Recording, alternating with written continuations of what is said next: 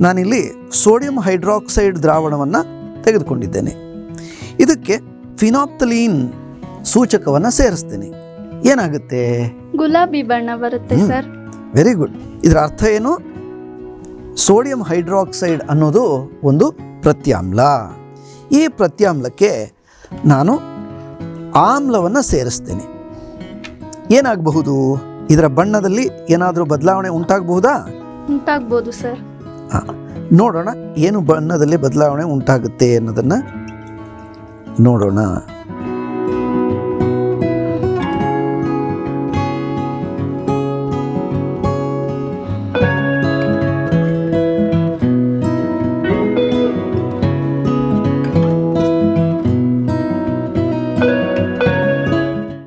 ಬದಲಾವಣೆ ಆಗ್ತಾ ಇದೆ.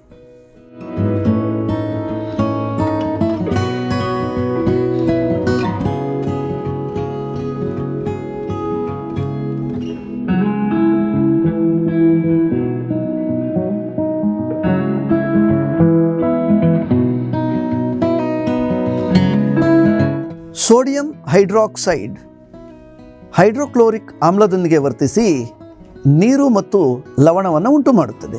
ಹಾಗಾಗಿ ಇದರ ಬಣ್ಣದಲ್ಲಿ ಬದಲಾವಣೆಯನ್ನು ಗಮನಿಸ್ತಾ ಇದೆಯಾ? ಬಣ್ಣ ನಿರ್ವರ್ಣವಾಯಿತು. ಅಂದರೆ ಆಮ್ಲದೊಂದಿಗೆ ಪ್ರತ್ಯಾಮ್ಲವು ವರ್ತಿಸಿ ತಟಸ್ಥೀಕರಣ ಉಂಟಾಗಿರೋದ್ರಿಂದ ಈ ದ್ರಾವಣದಲ್ಲಿ ಬಣ್ಣ ಕಾಣಿಸ್ತಾ ಇಲ್ಲ. ಮತ್ತು ಕಾಣಿಸ್ಬೇಕು ಅಂತಂದರೆ ನಾವೇನು ಮಾಡಬೇಕು? ಮತ್ತೆ ನಾವು ಪ್ರತ್ಯಾಮ್ಲೀಯ ವಸ್ತುವನ್ನು ಸೇರಿಸಬೇಕು. ನಾನು ಒಂದು ಪ್ರತ್ಯಾಮ್ಲೀಯ ವಸ್ತುವನ್ನು ಸೇರಿಸ್ತೇನೆ. ಸೇರಿಸ್ತಾ ಹೋದಾಗೆ ಇದರ ಬಣ್ಣದಲ್ಲಿ ನಾವು ಬದಲಾವಣೆಯನ್ನು ಗಮನಿಸಬಹುದು.